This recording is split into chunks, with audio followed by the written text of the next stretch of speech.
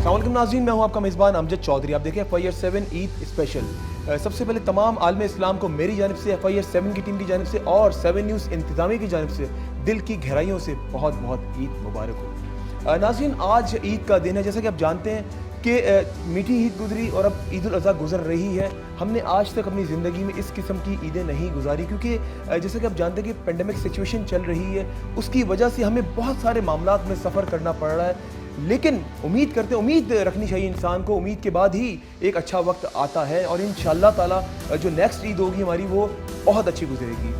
नाज़रीन, मैं आज एक ऐसी शख्सियत के घर पर मौजूद हूँ और ये मेरी खुश नसीबी है कि उन्होंने आज मुझे अपने घर पर बुलवाया और टाइम दिया। इससे पहले उन्होंने ज़िंदगी में कभी भी किसी को ईद पर इस तरह अपने घर बुलवाकर इंटरव्यू नहीं दिया। तो यकीन माने कि आज इतनी खुशी हो रही है कि ये मैं कहूँगा कि अल्लाह ताला की तरफ से ये ब्लेसिंग है कि उन्होंने आज अपना कीमती वक्त में से मुझे वक्त दिया। तो मैं चाह रहा हूँ कि वक्त ज़ाया किए बगैर आज उनकी ज़िंदगी के ऊपर बहुत सारी बातें होंगी। उसके साथ साथ आज जो मेन पर्पज़ है, ईद भी गुजारेंगे। आज मैं और FIR7 की टीम इनके घर पर इनके साथ कुछ ईद के लम्हात गुजारेंगे हम। मैं थोड़ा सा बताता चलूँ कि आज ये जो शख्सियत मेरे साथ मौजूद है, अगर बात की जाए, यकीन माने कि ये जो 1 घंटा है मेरे प्रोग्राम का, ये भी कम पड़ जाएगा। उनकी ज़िंदगी की अगर कामयाबियों की बात की जाए तो माशाल्लाह इतनी है कि मैं आपको क्या बताऊं। पुलिस अगर डिपार्टमेंट की बात की जाए, कोई ऐसी जगह नहीं जहां पे उन्होंने आला ओहदों पे फाइज है माशाल्लाह से, और आला ओहदों के साथ साथ ऑनेस्टी के साथ काम किया है। अगर बात की जाए, पंजाब में भी वो डिप्यूट रहे, उसके बाद फिर वो कराची आ गए। लेकिन एक और बात मैं आपको बताऊँ उनके बारे में, बहुत सारे लोगों को शायद नहीं पता हो। आज वो बातें पता चलेंगी जो इससे पहले आपको नहीं पता होंगी। पाकिस्तान नेवी में भी रहे, उस हवाले से भी इनसे सवाल किए जाएंगे, क्योंकि मैंने ऑलरेडी पाकिस्तान नेवी के साथ भी मेरे एक बड़ी अटैचमेंट है। मैंने बेशुमार शोज़ किए पाकिस्तान नेवी के साथ। तो मैं चाह रहा हूँ कि उनको जो आप लोगों को मिलवाऊँ, ताकि आप लोग जान सकें उनके बारे में। और बहुत से लोग बेचैन भी होंगे, क्योंकि इससे पहले मैं जिस तरह मैंने पहले भी कहा, उनके बारे में बहुत सारी चीज़ें आप लोगों को नहीं पता होंगी। आइए मैं उनको खुशामदीद कहने जा रहा हूँ। वेलकम करते हैं sir. Thank you so much for your time. Maqsood Memon sahab मेरे साथ मौजूद हैं। सबसे पहले आपको बहुत बहुत ईद मुबारक हो मेरी जानिब से, FIR7 की टीम की जानिब से और 7 न्यूज़ इंतज़ामिया की जानिब से और पूरी कौम की जानिब से। और वेलकम टू माय हाउस।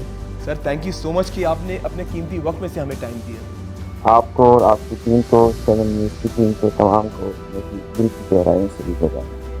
मकसूद साहब, मैंने पहले भी बेशुमार शोज़ किए आपके साथ, लेकिन जो आज का शो है ना, ये बड़ा लाइवली से हम लेके चलेंगे। मैं चाह रहा हूँ कि कुछ ऐसी बातें आपसे मैं करूँ। बचपन से हम लोग स्टार्ट करते हैं, फिर ईद पे भी बातें करेंगे। अब कुछ ज़ाहिर सी बात, ईद का मौका है, ईद उल अज़हा है, ये तो बाद में करूँगा। पहले बचपन से स्टार्ट करते हैं। बचपन का थोड़ा सा बताएँ कि आपकी तालीम, अगर स्कूलिंग की बात की जाए, कहाँ की आपकी स्कूलिंग? मेरी पैदाइश इंटीरियर सिंध की है। कंडियारो गांव का नाम है मेरे, जो कि डिस्ट्रिक्ट मुशर्रफ फिरोज में आता है। वहाँ से इब्तदाई तालीम वहीं से हासिल की। गवर्नमेंट हाई स्कूल कंडियारो से मैट्रिक किया। वही इसी पीले स्कूल से पढ़े हम, जिससे हमारी मेजॉरिटी आवाम पढ़ती है। और उस वक्त ये प्राइवेट स्कूल का इतनी चीज़ें नहीं थी। उस वक्त गवर्नमेंट के स्कूल की इतनी अच्छी एजुकेशन होती थी, तो वहीं से पढ़ लिख के जितने भी आप देखें, अगर किसी ने नाम बनाया तो उसकी बेसिक वहीं से है। तो मैं भी उस चीज़ को प्राउड फील करता हूँ कि वहाँ से ज़िंदगी स्टार्ट की और उसके बाद मैंने करके इस मुकाम पर पहुँची। बिल्कुल, आपने बहुत अच्छी बात की। अगर इंसान में जज्बा हो ना आगे बढ़ने का, तालीम के बाद ही इंसान एक अच्छा इंसान बनता है। मेरे वालिद साहब की अगर बात की जाए, वो भी पीले ही स्कूल से पढ़े थे, जिस तरह आपने भी बताया। वो भी एक आला ओहदे पे फाइज होते हुए वो रिटायर हुए। और नो डाउट हम समझते हैं कि शायद बच्चों को किसी प्राइवेट बड़े स्कूल में डाल दिया जाए तो शायद बच्चा एक आगे चल के एक अच्छा इंसान बनेगा, एक अच्छे ओहदे पे फाइज होगा। लेकिन ये सब गलत है। नाज़रीन, आपके सामने जिंदा मिसाल है। देख लें आपके आज जो शख्सियत मेरे साथ मौजूद है, वो किन किन ओहदों में फाइज रहे, मैं आपको वो तो बताता चलूँगा। लेकिन वो वक्त के साथ साथ आपको बताऊँगा कि ये सोचें कि पीले स्कूल से पढ़कर उस वक्त से लेके आज तक का इनका सफ़र, अल्लाह ताला ने इनको जिस जगह पे भी इन्होंने पाँव रखा, अल्लाह ताला ने इनको कामयाबी से नवाजा। मकसूद साहब, स्कूलिंग आपकी हो गई। स्कूल की बात की अगर बात की जाए, उसके बाद कॉलेज लाइफ आपकी कहाँ से? जी, जब मैट्रिक से पहले ही जैसे आपको बचपन में आप एम करते हो, आपका ड्रीम होता है आपने क्या करना है, तो मेरा था कि आर्म फोर्सेस में जाना है और मुल्क के लिए कोई बड़ा काम करना है। और इस वक्त हम स्टोरीज पढ़ते थे इस्लामिक हिस्ट्री की, और इसमें जितने भी आप देखें मुसलमानों का जब उरूज था, किस तरीके से मेहनत करके उन्होंने अपनी चीज़ें की, फिर इस तरीके से पाकिस्तान की तरह तो आर्म फोर्सेस का बड़ा उसमें किरदार रहा है। उस वक्त यही जज्बा था कि आर्म फोर्सेस में से किसी फौज को ज्वाइन करना है, आर्मी, नेवी, एयरफोर्स, और उसमें कोई बड़ा काम करना है, मुल्क के लिए कोई ऐसा काम करना है जिसमें नाम आपका बड़ा हो। और इवन उसमें एक शहादत के जज्बे का भी था उस वक्त से, बचपन से, माशाल्लाह। कि अगर उसमें जान भी चली जाए तो उसमें प्राउड फील करना है। अच्छा, 2000 में आपने फिर पुलिस सर्विस ऑफ पाकिस्तान को ज्वाइन किया, तो क्या आपको एक शौक़ था कि पाकिस्तान, ऑब्वियसली बात है, जब इंसान पाकिस्तान नेवी में आया है या पाकिस्तान आर्मी किसी भी मतलब अपनी फोर्सेस में आता है, एक जज्बा लेकर आता है, उसको कोशिश होती है कि मुल्क की खिदमत करे। और शहादत का जिस तरह आपने बात की कि आपका एक शौक़ है, और हर बंदे का शौक़ होता है जो फोर्स से ताल्लुक़ रखता है, तो जब पुलिस में आप आए तो क्या जज्बा था आपका, मतलब आपने पुलिस ही क्यों ज्वाइन की पाकिस्तान नेवी के बाद? करियर जब आप चूज करते हैं अपना, इसमें जिस वक्त हम ज्वाइन किया था 10 साल पहले नेवी को, उसमें एक जज्बा था कि जैसे कोई जंग होगी तो इसमें हम अपनी जान भी अगर दे सकें तो उससे तरीक ना करें। मगर जो हमारी हिस्ट्री चल रही है, खुदा न खास्ता जंग हम अफोर्ड नहीं कर सकते, तो जंग की तैयारी में फोर्सेस रहती हैं। और बीच में मुश्किल टाइम भी आए, टेंशन भी आई इस पूरे कैरियर के दरमियान में। मगर ये कि इस तैयारी के साथ सारी ज़िंदगी गुजारना, कि जंग हो तो उसमें जाए। तो ये पुलिस में जब आए तो पहले दिन से जंग शुरू है, from your first day of posting in police. जब जहाँ पे भी आप होते हैं तो आपके जो जंग होती है क्राइम के साथ, मुआशरे की बुरी चीज़ों के साथ, आप पहले दिन से जंगी सूरत में होते हैं और चीज़ों को बेहतर करने की कोशिश करते हैं, ताकि पब्लिक की जो लाइफ है, उनकी जो इज्जत है, उनको आप उनकी हिफाजत कर सकें।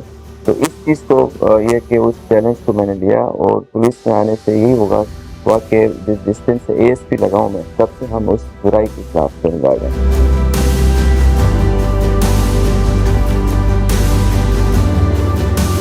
नाज़रीन, जैसे कि आपने देखा कि मकसूद मेमन साहब ने बड़ी ज़बरदस्त बात की कि जब इंसान पुलिस में आता है ना, तो इंसान का हर डे जो है वो विजन लेकर आता है इंसान। क्योंकि देखिए, पुलिस में हर दिन नया दिन होता है, एक टास्क दिया जाता है और उस टास्क पे पूरा भी उतरना होता है। क्योंकि देखिए, ये वो लोग हैं हमारे, ये जो हम लोग तो घरों में आराम से सो रहे होते हैं, ये वो हमारे पुलिस के जवान हैं जो हिफाजत कर रहे होते हैं, इस मुल्क की, इस आवाम की हिफाजत कर रहे होते हैं। अगर इंसान में जज्बा जो है सच्चा हो, पुख्ता जज्बा हो, तो इंसान क्या कुछ नहीं कर सकता।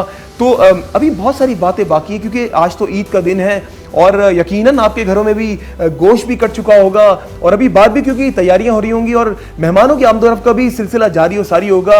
लेकिन मेहमान तो घर पर आएंगे, आपने सोशल डिस्टेंसिंग का बहुत ख्याल रखना है, क्योंकि जैसा कि आप जानते हैं कि एक ऐसी पेंडेमिक है जिसने हम सबको जो है दबोच के रख दी है, लेकिन हमें उससे निकलना भी है।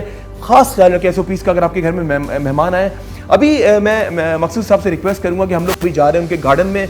जब मैं एंटर हुआ तो बड़ा मैं अट्रैक्ट हुआ गार्डन देखकर। बड़ा खूबसूरत माशाल्लाह गार्डन बनाया हुआ है। जिस तरीके से ये खुश इखलाक हैं, जिस तरीके से ये लोगों से मिलते हैं, क्योंकि मैं इनके साथ पहला शो नहीं कर रहा हूँ, इनकी पर्सनैलिटी और इनका मिलना लोगों से, आप यकीन करें, आज ये जो मैं बातें कर रहा हूँ ना, ये दिल से बात कर रहा हूँ इनके बारे में। क्योंकि मैं जब भी इनके पास आता हूँ, यकीन करें, इतनी मेहमान नवाजी करते हैं। ये नहीं कि मैं आता हूँ, बल्कि कोई भी इंसान आए तो उनके साथ इसी तरह खुश इखलाक से होके मिलते हैं ये। और इसी तरीके से इन्होंने अपना घर भी जो है आप देख सकते हैं कि इतना अच्छा डेकोरेट किया हुआ है। और ये डिसिप्लिन की निशानी होती है। इंसान इन सब चीज़ों से पहचाना जाता है कि जिस तरह इंसान अपने प्रोफेशन में डिसिप्लिन के साथ चलता है ना, इस तरह इन चीज़ों को भी इंसान मद्देनजर रखते हुए डिसिप्लिन के साथ इंसान लेकर चल रहा होता है। आइए मैं आपको दिखाता हूँ इनका गार्डन कितना डिसिप्लिन है। बाहर गार्डन में भी आप लोग रहिए मेरे साथ। FR7 जारी।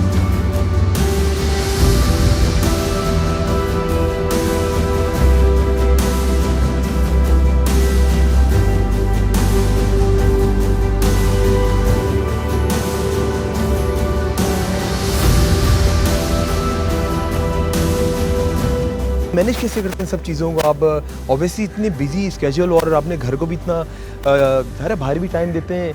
घर पे टाइम देना तो आपको पता ज़रूरी है, वरना फिर घर पे रहना मुश्किल हो जाएगा। जी, बस जब आप बिजी होते हैं बाहर तो आपको एक जगह सुकून भी चाहिए होती है जहाँ पर फैमिली के साथ आराम कर सकें।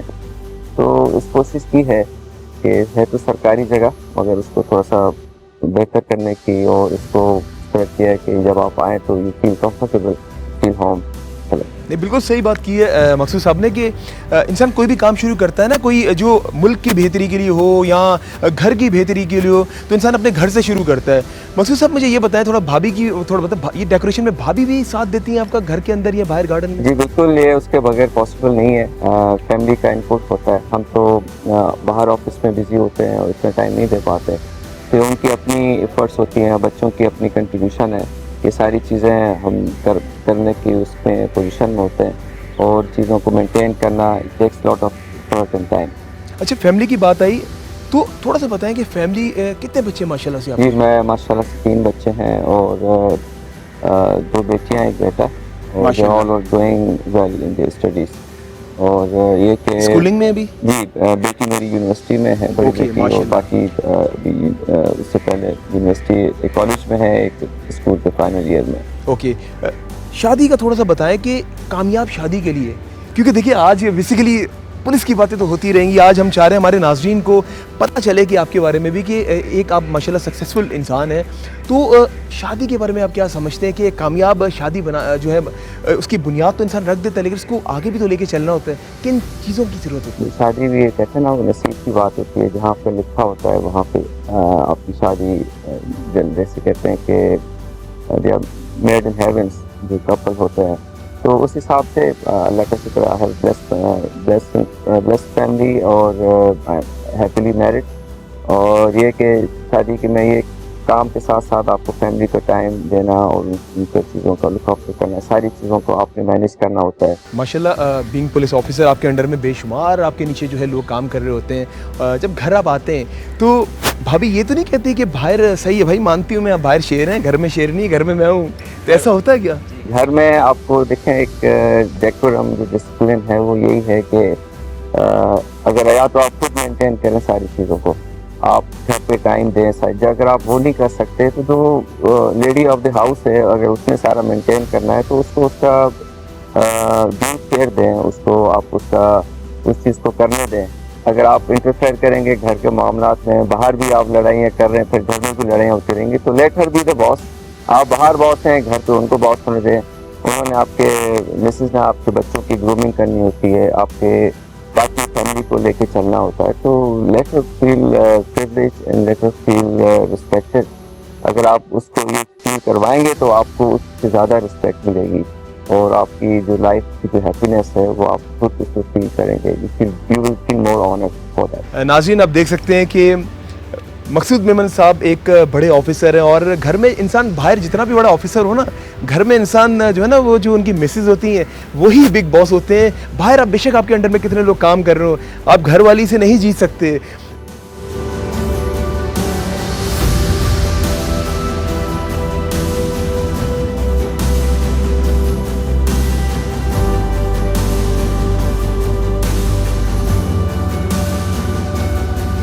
मकसूद भाई, बहुत सारी बातें चल रही और स्कूल की भी कर ली, कॉलेज की भी हमने बात कर ली। कॉलेज के बाद आपने पाकिस्तान नेवी भी ज्वाइन कर ली, उसके बाद पुलिस की अगर बात की जाए, किन हर्डल्स का आपको सामना करना पड़ा? पुलिस में 2000 के अंदर ज्वाइनिंग हुई मेरी, और उसके बाद ट्रेनिंग के बाद जब पहली पोस्टिंग हुई वो मेरी पंजाब के अंदर हुई। पंजाब में दस्का तहसील है जो कि सबसे बड़ी तहसील थी उस वक्त, उसको ज्वाइन किया। उस वक्त जो हालात थे क्राइम के, अगर तहसील का देखो, उस वक्त 8 थाने थे दस्का के, और नहीं, दस्का में सियालकोट के अंदर है, इस one sub division of Sialkot, उसके अंदर 8 थाने थे, और उस वक्त पंजाब की वो सबसे बड़ी तहसील थी। और मेरी वहाँ पे 1 साल के बाद फिर मेरी पोस्टिंग होगी लाहौर में, और लाहौर में फिर 3 साल की पोस्टिंग रही मेरी। 5 साल पंजाब में गुजारने के बाद सिंध में आ गए। फिर उसके बाद सिंध में उस वक्त से लेके 2007 से लेके अभी तक मैं सिंध में सर्व कर रहा हूँ। अच्छा मकसूद भाई, पुलिस की बातें तो होती रहेंगी, थोड़ा ईद की तरफ भी आते हैं। ईद के बारे में बताएं, क्या कुर्बान करते हैं आप? ईद में दोनों तोता गोश्त के भी है, और उसमें बकरे हैं और गाय भी है, दोनों चीज़ें वो फैमिली के शेयर के हिसाब से हम करते हैं। और उसमें कोशिश करते हैं कि जो हमारे आसपास लोग हैं, जो गरीब गुरबा हैं, उनके वहाँ तक पहुँचा सकें उस चीज़ को, और ईद की खुशियों में जो लेस प्रिविलेज हैं उनका हम ज़्यादा ख्याल करें। तो कुर्बानी के सारे हो गए? जी, कुर्बानी से हो गए हैं और अभी ये कि फैमिली का आना जाना है, ये कि अभी कुछ लोगों ने मिलने आना है और फिर हमारी सबको हम मिलने जाते हैं, अपनी बहनों को, अपने भाइयों को, और जो हमारे बुजुर्ग हैं उनको मिलने के लिए जाते हैं। ओके, तो थोड़ा बचपन की बात बताएं कि बचपन में शरारती थे आप? शरारती सारे बचपन में भी नहीं शरारत करेंगे तो कब करेंगे। जो आपकी पर्सनैलिटी है ना, तो बहुत डिसेंट और बड़े डिफरेंट किस्म के आप, तो इसलिए मैंने आपसे ये पूछा कि लग नहीं रहा कि आप शरारती भी होंगे बचपन में। बिल्कुल, शरारतें भी होती हैं बचपन में और उसी चीज़ से बंदा लर्न भी करता है। और ये जो आपके अंदर का बचपन है उसको मरना नहीं चाहिए। अच्छा मकसूद भाई, कोई बचपन की शरारत याद आती है आपको? हर इंसान की ज़िंदगी में कोई ना कोई शरारत ऐसी होती है जो ता हयात इंसान की रहती है। कोई ऐसी शरारत हमसे शेयर करें, हमारे नाज़रीन से शेयर करें। स्कूल में छोटे मोटे लड़ाई झगड़े बातें चलती रहती हैं और उसमें बहन भाइयों के साथ जो फैमिली में जब आसपास आप उठते बैठते हैं तो कभी कहीं पे जो देखते हैं कि छोटी बहन को तंग किया या भाई के साथ लड़ाई हुई तो उसके साथ फिर उसकी को टास लगा दी और बचपन की चीज़ें चलती रहती हैं। इवन जब मैं ये सोचता हूँ कि आजकल के जो बच्चे हैं, फर्स्ट ईयर मैंने 15-16 साल की एज में गांव से अप्लाई किया नेवी के लिए, सारी चीज़ें उस जज्बे के साथ की, गाइडेंस थी मेरी, उसमें मेरे बड़ों की गाइडेंस थी और वो सारी चीज़ें खुद तैयार करके ICSP की तैयारी की। फिर 16 इयर्स की एज में आप एक नए शहर के अंदर आप अकेडमी ज्वाइन करते हैं। वो मुश्किल टाइम था कि आप गांव से छोड़ के सब कुछ आ गए हैं और माँ बाप की, बहन भाइयों की याद आती थी। नहीं मकसूद साहब, आपने बिल्कुल सही बात की। नाज़रीन के स्ट्रगल इंसान जब करता है ना तो अल्लाह ताला खुद ब खुद ही साथ देता है। अल्लाह ताला ने वादा किया हुआ है कि जब स्ट्रगल तुम खुद करो, पीछे जो है मैं खुद बैठा हुआ हूँ, तुम्हारा साथ दूंगा। कुछ ऐसी ही दास्तान मकसूद मेमन साहब की है कि इन्होंने देखिए आपके सामने पीले स्कूल से पढ़े और पीले स्कूल से लेके आज तक का सफ़र इनका देखें कि इनकी नीयत साफ़ थी, इनमें जज्बा था। इंसान को मायूस नहीं होना चाहिए, मायूसी कुफर है। तो इंसान अगर मंजिल तक पहुंचना है ना, देखिए एक दो रास्ते हैं मंजिल तक पहुंचने के लिए। एक है गलत रास्ते से इंसान पहुंच जाए, एक है सही रास्ते से इंसान पहुंचे। सही रास्ते से जो इंसान पहुंचता है ना, उसमें बेतहाशा इंसान को हडल्स आएंगे, बीच में कांटे लोग बिखरेंगे, आसपास के लोग कंकरियां मारेंगे। लेकिन आपका जो विजन है ना, उस विजन को लेते हुए आप चलें तो आप यकीन करें कि आप अपनी मंजिल तक जब पहुंचेंगे ना तो वापस आप नहीं आएंगे। उसमें आपको हमेशा सक्सेस ही सक्सेस मिलेगी, जिस तरह मकसूद मेमन साहब को सक्सेस मिली। आप देख सकते हैं आपके सामने। मजीद जो है मकसूद भाई, मुझे थोड़ा सा बताएं कि आपके वालिद साहब भी टीचर थे?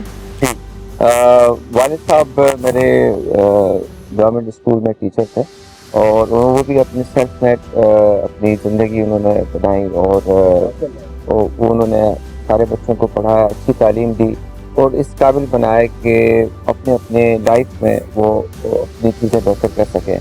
तो सब माशाल्लाह उनके बच्चे सेटल हैं और उनसे जो सीखा, उनकी जो डिटर्मिनेशन थी, उनकी जो विल पावर थी, वो सारी चीज़ें कैरी फॉरवर्ड की और अपनी मेहनत के साथ आप देखते हैं कि कंट्रीब्यूट कर रहे हैं अपनी जिस भी कैपेसिटी में और जहाँ जहाँ पे भी मौका मिला तो चीज़ों को बेहतर किया।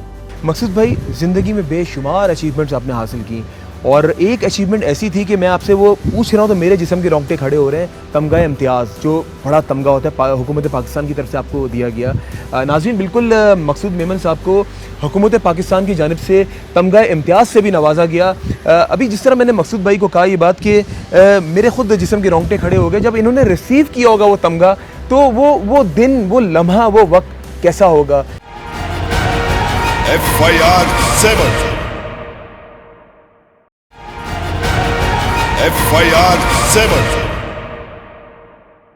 मकसूद साहब, मुझे ये बताएं कि जब वो आपको मिला, क्या आपने सोचा था कि मुझे तमगा इम्तियाज़ हुकूमत पाकिस्तान की तरफ दिया जाएगा?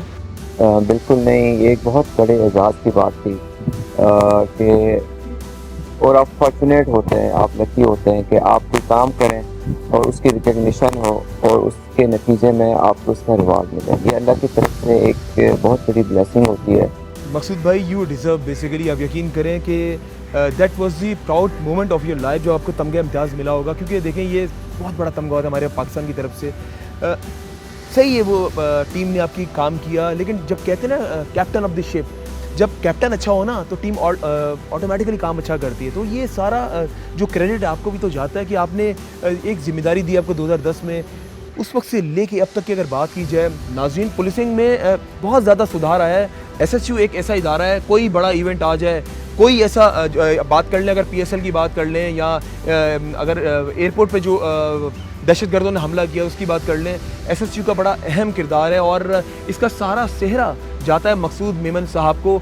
इन्होंने जो टीम बनाई है, देखिए टीम जब इंसान बनाता है ना, टीम बनाना सबसे आसान काम होता है, लेकिन उस टीम को लेकर चलना सबसे मुश्किल काम होता है। मकसूद साहब, टीम आपने बनाई, ब्रेन स्ट्रोमिंग तो आपने की ना अपनी टीम की, ब्रेन स्ट्रोमिंग के साथ साथ एक इनोवेटिव आइडियाज़ की बात की जाए, इनोवेटिव आइडियाज़ निकाल कर उसको क्रिएट कर कर उसको प्रैक्टिकली उसको कर कर उसके बाद ही तो एक अच्छी टीम बनती है। रिकॉग्निशन है तमगा इम्तियाज की, ये इस वजह से मैं उसकी बात कर रहा था, जो आइडियाज़ आप अपनी टीम को देते हैं। ये SHU बनाना सारा उसी की वजह से हुआ ना, कि सिक्योरिटी सेटअप में ये सारी चीज़ को रीऑर्गेनाइज किया, एक नया कॉन्सेप्ट दिया कि जब आप ये पूछ सकते हैं कि SHU का कामयाबी की क्या वजह है, तो उसकी बेसिक सी चीज़ है कि उसके अंदर जितने अफसर व जवान हैं उनको रिस्पेक्ट की, उनकी बेसिक नीड्स का ख्याल किया, उनको प्रॉपर ट्रेन किया, तब उसमें वो प्राइड आई कि वो इतने बड़े बड़े काम कर सके। अच्छा, अगर बात की जाए कि आपने सिंध पुलिस में बेशुमार जगहों पे आपने बचत भी करवाई है, नाज़रीन बिल्कुल बचत किस तरह करवाई, आप लोग सोच रहे होंगे बचत कैसे करवाती।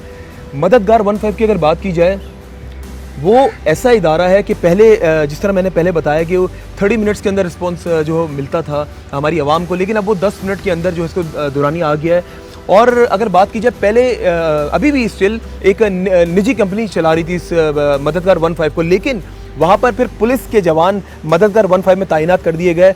उससे 3 मिलियन रुपए का सिंध पुलिस को फ़ायदा हुआ। उसका सेहरा भी मकसूद मेमन साहब को जाता है कि उनकी काविश से जो है इन्होंने वहाँ पर अपनी एफर्ट्स लगाकर, ये भी एक आइडिया है ना कि कहाँ कहाँ से बचत करवाएं। मकसूद साहब, ये आइडियाज़ कहाँ से आपको आ जाते हैं? देखें, 15 की एक काफ़ी लंबी हिस्ट्री है, उसको जितने भी हमारी सीनियर कमांड है उन्होंने कोशिश की कि उसको इम्प्रूव करें ताकि पब्लिक की हम मदद बेहतर तौर पे प्रोफेशनली तरीके से कर सकें। अब उसके लिए काफ़ी चीज़ें इन्वॉल्व होती है, ना सिर्फ ये कि जो ट्रूप जिन्होंने रिस्पॉन्ड करना है, फिर पीछे बैकबोन पे जो कमांड सेंटर होता है जहाँ पे आप कॉल रिसीव करते हैं, तो उसके अंदर सॉफ्टवेयर और उसके अंदर हार्डवेयर इन्वॉल्व होते हैं। वो तमाम चीज़ों को मिला के इस पूरे सिस्टम को आप चला पाते हैं। तो ये ऑब्वियस सी बात है, ये आप ही के आइडियाज़ हैं और हमारी तो यही कोशिश है कि सर अब इस तरह के लेके चलते रहे हमारी सिंध पुलिस को, और हमारी तो ये ख्वाहिश है कि मज़ीद भी आप इंशाल्लाह ताला नए नए आइडियाज़ लेकर आएँ और इस तरह तरक्की करें आप इंशाल्लाह ताला। और एक और चीज़ मैं आपसे पूछूंगा, अगर CPO की बात की है, जहाँ पे हमारे जो IG का जो ऑफिस है, उसमें बड़ा अहम किरदार है आपका। जी, सेंट्रल पुलिस ऑफिस हमारा एक होम है पूरे सिंध पुलिस का। अभी सिंध पुलिस की जो ह्यूमन रिसोर्स की फिगर है वो 1,60,000 है। जितने ही अफसर व जवान हैं, चाहे वो सर्विंग है, रिटायर है, उनका जो हेडक्वार्टर है वो सेंट्रल पुलिस ऑफिस है। वहाँ पे IG साहब बैठते हैं, और जब से ये बना है उस वक्त से उसका थोड़ा बहुत रंग रोगन तो होता रहा, मगर कोई इनोवेटिव चीज़ नहीं हुई। तो ये क्रेडिट कलीम इमाम साहब को जाता है, IG साहब को, कि उन्होंने इसके बारे में सोचा और उसको अपनी टीम के साथ शेयर किया, हमने इसको बेहतर बनाना है। तो हमने गवर्नमेंट की मदद से इसको आर्किटेक्ट के थ्रू एक मॉडर्न बिल्डिंग स्ट्रक्चर जो होता है उसको हमने डिज़ाइन करवाया, और इसको एक इंटरनेशनल लेवल का हमने किया कि हमने इसको रेनोवेट किया, कि ताकि ये हम जब को बुलाएं, किसी को हम मीटिंग को बुलाएं, फॉरेन के साथ इम्प्रेशन अच्छा जाएगा, तो उनको लगे कि जी यहाँ पे लोग जो हैं अपने काम के बारे में सीरियस हैं और अपने ऑफिस को ऑनर करते हैं। आपकी एक चीज़ मुझे बहुत अच्छी लगी है कि आप अपने जवानों को भी आपने याद रखा हुआ है कि मैं चाह रहा हूँ कि जिस तरह आपने पहले भी बीच में शो की दौरानी में आपने एक बात कही कि उनकी चीज़ों का ख्याल आप करते हैं, उनकी बेसिक नीड्स का आप ख्याल करते हैं कि उसको अच्छी नीड्स जो उसकी बेसिक नीड्स हैं वो पूरी होंगी तभी तो वो एक अच्छा जवान बन के जाके जो है वो मुकाबला करेगा। तो ये चीज़ें भी तो काउंट होती है ना मकसूद साहब। और एक और मैं आपसे बात करूँगा कि बातों का सिलसिला तो चलता रहेगा, लेकिन आपने जो अभी जो पीएचडी कर रहे हैं माशाल्लाह से आप, इतनी मसरूफियात के बाद, जबकि अगर देखा जाए आपके पास 1 मिनट का भी टाइम नहीं है, पूरा एसएसयू का आप देख रहे हैं और बेशुमार चीज़ें आपके अंडर में आती हैं, तो इन सब चीज़ों को मैनेज कैसे आप करते हो और अपनी स्टडीज़ को कैसे आप लेके चल रहे हैं? जहाँ तक आपने अभी बात की कि जवानों को ख्याल रखना, तो सिंध पुलिस में अभी तक 2200 से ज़्यादा लोग ने अपनी जान नजराना दिया है। अब एक जवान अफसर जो अपनी जान तक दे रहा है, अगर आप उसकी बेसिक चीज़ों का भी ख्याल नहीं रखेंगे तो फिर आपने उसकी जान की आप सही बात कैसे है, बिल्कुल, expectation no कर doubt। सकते हैं कि आपके लिए वो जान देगा। तो उन सब चीज़ों को मद्देनजर रखना होता है, उनके मोराल को, उनकी बाकी चीज़ों को, ताकि वो चीज़ ड्यूटी करते हुए कंफर्टेबल फील हो, और जब वो कंफर्टेबल होगा तो जो पब्लिक से डीलिंग होगी वो बेहतर तौर पर कर सकेगा। और उनका मोराल भी बिल्डअप होता होगा उनकी फैमिलीज़ का, फिर वो ये सोचते होंगे कि हम अपने और जो दीगर बच्चे हैं उनको भी पुलिसिंग में हम लेकर आएँ। मकसूद साहब मेरे ख्याल से थोड़ा सा चलते हुए ज़रा बात करते हैं, आ जाए प्लीज़। मकसूद साहब मुझे ये बताएं कि एक मैगज़ीन भी आपने जो है लॉन्च किया दी पुलिस के नाम से, और एक अच्छी काविश है आपकी माशाल्लाह पुलिस के हवाले से। तो अगर बात कीजिए उसके एडिटर इन चीफ भी आप खुद हैं, तो ये कहाँ से, मतलब ये शौक था आपको? हजूर सल्लल्लाहु का कौल भी है कि आपने पैदाइश से लेकर मरने तक इल्म हासिल करना, फ्रॉम क्रेडल टू ग्रेव। तो वो चीज़ समझ आई और उस चीज़ पे कैरी किया कि इस कंटिन्यूस लर्निंग प्रोग्रेस आपके लिए लाइफ के, आपकी पर्सनालिटी की, तो जब तक आप ये नहीं करेंगे आपकी लर्निंग का प्रोसेस नहीं रुकना चाहिए। और हर वक्त मेरी तो कोशिश होती है, इवन चाहे मेरे जूनियर भी है, अगर कोई ऐसी चीज़ उसने की है तो मैं उससे भी लर्न करता हूँ।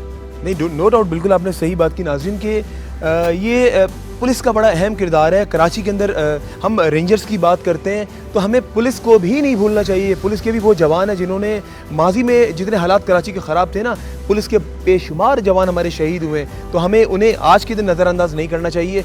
जिन लोगों ने इस मुल्क की खातिर जान दी है, बेशक वो पुलिस हो, बेशक वो रेंजर्स हो, बेशक वो हमारे आर्मी के लोग हो, दीगर फोर्सेस के लोग हो, आज ईद का दिन है, हम उनको नज़रअंदाज नहीं कर सकते, क्योंकि ये आज वो दिन है। आज ईद के दिन हमारे दो तो त्यौहार होते हैं, एक मीठी ईद और एक ईद उल अज़हा, तो हम भला इनको कैसे भुला सकते हैं। इन्हीं की वजह से आज हम लोग यहाँ पे सुकून से ज़िंदगी गुजार रहे हैं, इन जवानों की वजह से। मकसूद साहब मेरा दिल तो नहीं कर रहा यहाँ से जाने को, अभी नाज़रीन बेशुमार अभी बातें बाकी हैं। ये 1 घंटा भी अगर मैं अभी मज़ीद और इनसे के साथ शो करूँ ना तो वो कम है। इनकी ज़िंदगी की इतनी कामयाबी है माशाल्लाह, अल्लाह ताला ने इनको नवाजा है ना, तो मैं और भी इनके साथ मज़ीद आगे चल के शो करूँगा इंशाल्लाह ताला, और उस शो में आपको दिखाऊँगा मज़ीद कामयाबियाँ इनकी, क्योंकि एक मखसूस टाइम के अंदर जितना हो सका हम लोगों ने आपको दिखाया है।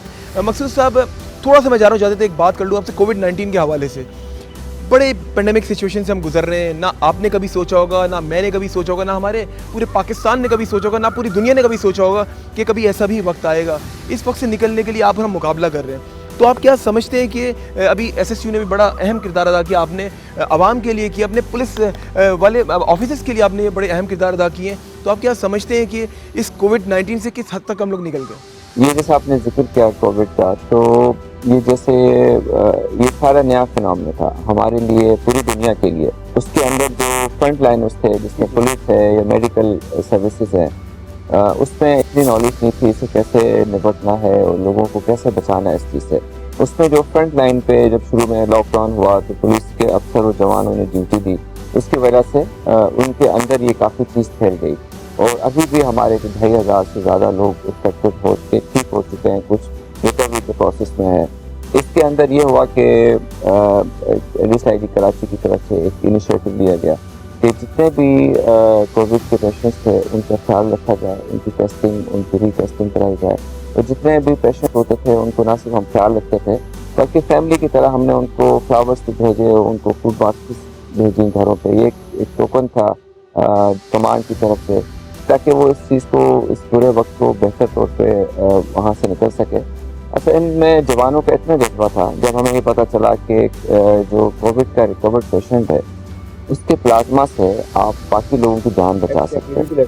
तो ये जो अफसर जवान जितने इसके इफेक्टेड थे, ये जब रिकवर होके आए तो इन्होंने अपने जज्बे के साथ अपना प्लाज्मा भी दिया, जिससे हमने ना सिर्फ अपने जो जवान थे उनकी केयर की, उनका इलाज कराया, बल्कि जो बाकी जहाँ पे ज़रूरत थी हमने उनको भी वो चीज़ डोनेट की।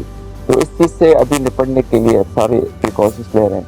सिंध गवर्नमेंट ने सिंध पुलिस को काफ़ी रिसोर्सेज दिए हैं और उसमें तमाम प्रिकॉशन मेजर्स भी ले रहे हैं और हम कोशिश कर रहे हैं कि इसी फोर्स के साथ, इसी जज्बे के साथ हम ना सिर्फ अपने फोर्स को प्रोटेक्ट करें, बल्कि जो पब्लिक है जिसकी हमने तहफ़्फ़ुज़ की कसम खाई है, हम उनको इस मुश्किल वक्त में उनकी मदद करें और हम इस ड्यूटी में परफॉर्म करते हुए इससे मोराल डाउन ना करें, बल्कि अपने मोराल हाई के साथ हम पब्लिक की मदद करें और उनकी सर्विस करें। नहीं मकसूद साहब, आपने बिल्कुल सही बात की कि मोराल बिल्डअप करना बहुत ज़्यादा ज़रूरी है, क्योंकि देखिए अगर उनका मोराल, उनका अप्रिशिएट, उनका बकअप नहीं करेंगे तो वो आगे किस तरीके से अच्छा काम करेंगे।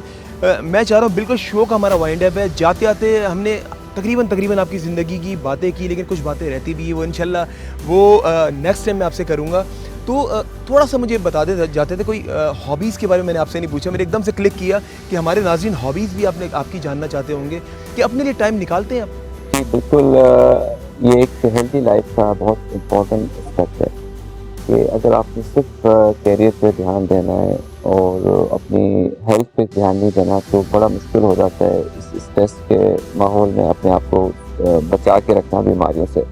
तो बिल्कुल हॉबी है, मैं जिम करता हूँ, स्विमिंग करता हूँ और उसमें ये कि एक रूटीन में शामिल है कि आपने अपने बॉडी को फिट रखना है, ताकि आप फिट रहेंगे तो आप डेली टाइम निकालते हैं। डेली तो नहीं निकलता, हफ्ते में 3 से 4 दिन का कोशिश करता हूँ, कभी स्विमिंग कर ली, कभी जिम कर लिया। इसकी वजह से ये पॉसिबल होता है कि आपके लॉन्ग आवर्स ड्यूटी के आप कर सकेंगे। और अगर जब आप खुद फिट रहते हैं तो आपको जो फोर्स, आपको जो रोज रोल मॉडल देती है, जो आपकी तरफ लुकअप करती है, तो आप उनके लिए एक मोटिवेशन का बायस बनते हैं और वो खुद उस चीज़ को देखते हैं कि हमारा अफसर अपने लिए अपने फिटनेस के लिए इतना करता है, तो वो खुद लोग भी फिट रहते हैं। और इसका ये कि आपको हेल्दी लाइफ स्टाइल रखना चाहिए और उसके बगैर पॉसिबल नहीं है कि आप इतनी स्ट्रेसफुल लाइफ ईजीली गुजार सकें। अभी जैसे कि आपने देखा, बिल्कुल इंसान को अपने लिए टाइम ज़रूर निकालना चाहिए, बेशक आधे घंटे का निकालें ज़रूर, क्योंकि उससे इंसान फिट रहता है। और आजकल की अगर बात की जाए ना, फिट रहना बहुत ज़्यादा ज़रूरी है, मेंटली भी और फिजिकली भी। मकसूद साहब, लास्ट क्वेश्चन मेरा कि गानों का शौक़ है आपको सुनने? देखिए हर इंसान को होता है। जी बिल्कुल। कैसा स्लो म्यूज़िक सुनते हैं या रोमांटिक सुनते हैं या थोड़ा रॉक सुनते हैं? म्यूज़िक जैसे कहते हैं रूह की ग़िज़ा है, बिल्कुल है। और बचपन से लेके म्यूज़िक का शौक़ रहा है, उसमें कि जब एज बढ़ती है तो उसका डिफरेंट टेस्ट चेंज होता रहा है, मगर म्यूज़िक पार्ट ऑफ लाइफ रही है। उसमें डिफरेंट लोकल और इंटरनेशनल जो म्यूज़िक के आर्टिस्ट हैं उनको सुनते हैं। पाकिस्तान का कौन सा सिंगर आपको अच्छा लगता है? पाकिस्तान में जितने जो, अगर आप सीनियर्स की बात करें, मेहंदी हसन और वो जो अभी यंगस्टर्स में अगर आप बात करें तो जुनैद जमशेद बहुत अच्छा जुनैद जमशेद मरहूम, जी, बिल्कुल। वो उनका काफ़ी अच्छा था। उन्होंने जिस तरीके से शुरू किया अपना कैरियर, वो एक उस वक्त हम यंगस्टर्स थे तो एक देखते थे कि अपने मुल्क के अंदर इस लेवल के लोग थे। और अभी भी काफ़ी, अब इतना टाइम तो नहीं मिलता, मगर वो एक थोड़ा बहुत जब भी टाइम मिलता है, आप जब ड्राइव कर रहे होते हैं बिल्कुल हमारे सामने न सिर्फ वो बल्कि नुसरत फ़तेह अली खान तो अभी भी हम सुनते हैं और उनकी जो म्यूज़िक है उसका कोई मैच नहीं। अगर आप फोक म्यूज़िक में जाते तो आफ्ता परवीन इज़ लिविंग लेजेंड, जिसको अभी भी हम सुनते हैं उसी शौक़ से। उनके जब कंसर्ट होते हैं तो कोशिश करते हैं कि उनको लाइव सुने, और वो जो फीलिंग होती है वो मैं नहीं समझता कि इस तरीके के जो इस लेवल के जो सिंगिंग है वो शो के पास है। ये एक लाइफ का हिस्सा है और आपने सब रंगों को देखना है, आपने सब चीज़ों को टेस्ट करना है, और इसी इम्तिजाज का नाम जो है वो ज़िंदगी है। और इस चीज़ों को साथ लेके चलना है कि आपने अपने कैरियर पे भी ध्यान देना है, अपनी फैमिली पे भी ध्यान देना है, और अपनी पर्सनल लाइफ, अपनी पर्सनल फिटनेस को भी ठीक रखना है, ताकि आप सब चीज़ों को आगे बैलेंस करके चल सकें। बिल्कुल सही कहा। मैं बहुत देर से सोच रहा था कि जाते जाते आपसे एक चीज़ ज़रूर पूछूंगा। ये गेट बहुत देर से मुझे अट्रैक्ट कर रहा था, इस गेट का राज क्या? बड़ा खूबसूरत इसके ऊपर क्रिएटिविटी है, क्योंकि हर चीज़ मैंने देखी बड़ी मैनेज और बड़ा सिस्टमेटिकली और डिसिप्लिन के साथ ने हर चीज़ रखी हुई है। इस गेट के बारे में क्या कहेंगे? ये गेट जो है इस पे आप देख रहे हैं कि हमारे ट्रेडिशनल ट्रक आर्ट है। और ये एक आर्टिस्ट ने किया है जो कि बहुत फेमस है ट्रक आर्ट के उसमें। तो उसको मैंने स्पेशली बुला के रिक्वेस्ट की कि अपने घर पे मैं चाह रहा था कि बजाय इसके कि एक सिंपल ब्लैक एंड वाइट या वो सरकारी किस्म का गेट हो, तो ये न सिर्फ यहाँ पे बल्कि अमेरिकन कॉन्सुलेट के अंदर भी इसका आर्ट है। और ये एक हमारी ट्रेडिशन है जो कि आप देख रहे हैं कि एक डिफरेंट चीज़ है, ये आपको कम नज़र आएगी। बहुत ज़बरदस्त। मैं चारों उसके पास आके खड़े हुआ हूँ, ज़रा बड़ा खूबसूरत लग रहा है, मुझे बड़ा अट्रैक्ट किया जब मैं अंदर आया ना गेट के। तो अच्छा जी कंटिन्यू प्लीज। और ये अगर आप ये देखें कि उसने मुझसे पूछा कि सर आप क्या इस पे लिखवाना चाहेंगे ट्रक आर्टिस्ट का। वो कहते हैं कि जैसे ट्रकों पे डिफरेंट लिखे होते हैं कुछ ना कुछ 2-3 अल्फाज के जुमले। तो अगर आप छोटे गेट पे देखें तो लिखा हुआ है देख मगर प्यार से और दिल बराए फरोख्त, कीमत सिर्फ एक मुस्कुराहट। तो ये चीज़ें थोड़ी सी अच्छी लगी मुझे, तो मैंने इस चीज़ को किया। और इसमें मेरी बड़ी बेटी भी आर्टिस्ट है, छोटी बेटी भी उनको आर्ट का शौक है। और इस हिसाब से ये पूरी फैमिली का एक तो ऐसा टेस्ट है कि आर्ट को हम रखते हैं लाइफ में। ऐसा ये जेनेटिकली ऑब्वियसली आपकी औलाद को भी आप ही से किया, आप खुद भी एक आर्टिस्टिक है माशाल्लाह। नाज़रीन बिल्कुल मैं थोड़ा दिखाना चाहूँगा दूसरा गेट भी बड़ा क्रिएटिव और देखें मगर प्यार से, दिल बराए फरोख्त, ये सब कुछ आप देख सकते हैं कि ये हम समझते हैं कि शायद कोई पुलिस ऑफिसर हो, एक अच्छे रैंक में हो, तो हम समझते हैं शायद उनकी अपनी पर्सनल लाइफ नहीं होती। ये सब गलत है, उनकी अपनी भी पर्सनल लाइफ होती है। जैसा कि आपने देखा कि मकसूद मेमन साहब ने हर चीज़ सिस्टमैटिकली, जिस तरह अपनी पुलिस को लेकर चल रहे हैं, जिस तरह स्पेशल सिक्योरिटी यूनिट को लेकर चल रहे हैं, इतनी डिसिप्लिन के साथ, इस तरह अपनी फैमिली को, अपने घर को भी डिसिप्लिन के साथ लेकर चल रहे हैं। यही इनकी ज़िंदगी की कामयाबी है। मकसूद साहब आज ईद का दिन जाते थे, कोई पैगाम पाकिस्तान की आवाम के नाम? अभी जो कोविड की सिचुएशन है, जितना पूरी दुनिया पे एक अजाब ही मैं कहूँगा अल्लाह की तरफ से आया हुआ है, अल्लाह हमें इस मुश्किल से सबको आसानी से निकाले। मैंने अपने करीबी दोस्तों को मरते हुए देखा है, अपने रिश्तेदारों को इसमें जान उनकी गई है।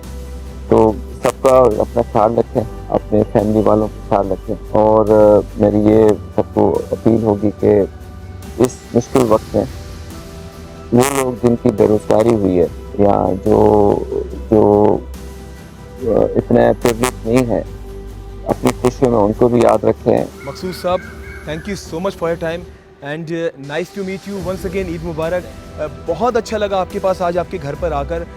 यकीन करें ऐसा लग रहा था, अपनाइयत सी लग रही थी कि मैं अपने बड़े भाई के घर आया हूँ, और ऐसा ही है, अपने बड़े भाई के मैं घर आया हुआ था। बड़ी अच्छी गुफ्तगू रही। इंशाल्लाह ज़िंदगी रही तो दोबारा ऐसा ही एक और प्रोग्राम करेंगे जिसमें मज़ीद आपकी कामयाबियों के ऊपर हम लोग बातचीत करेंगे। बहुत शुक्रिया नाज़रीन।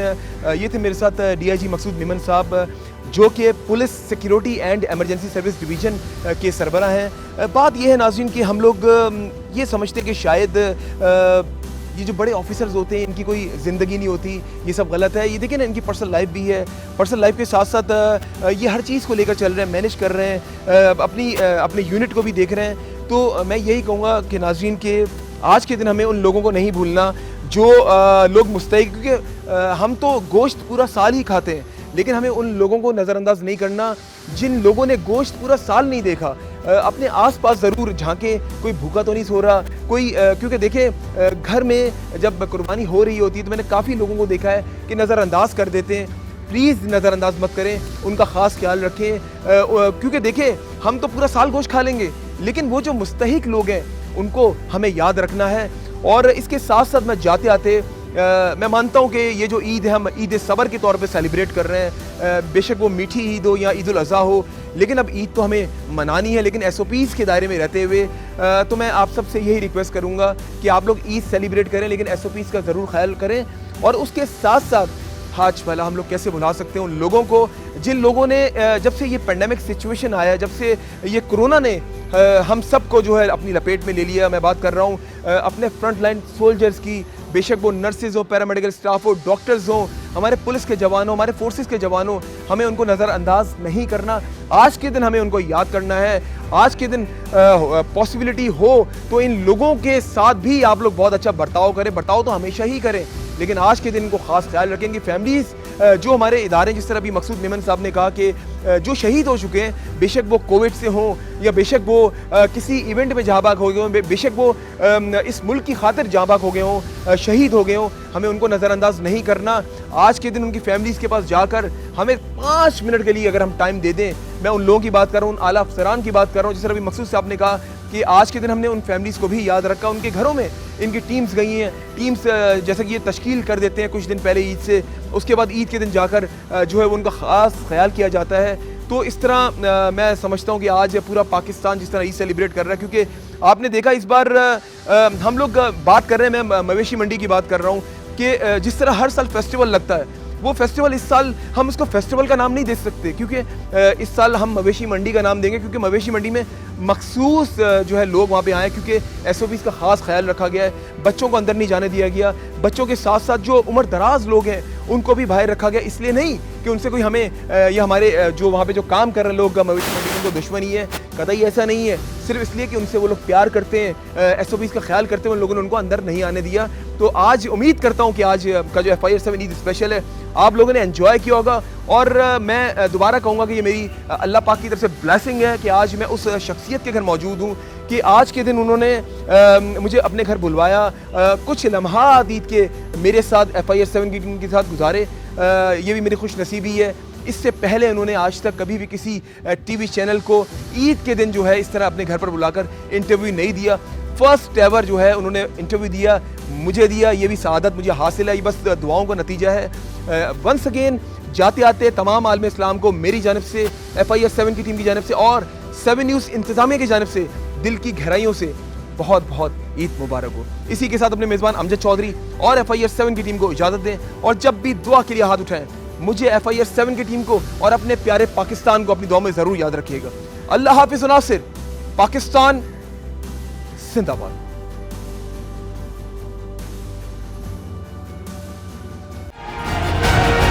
FIR 7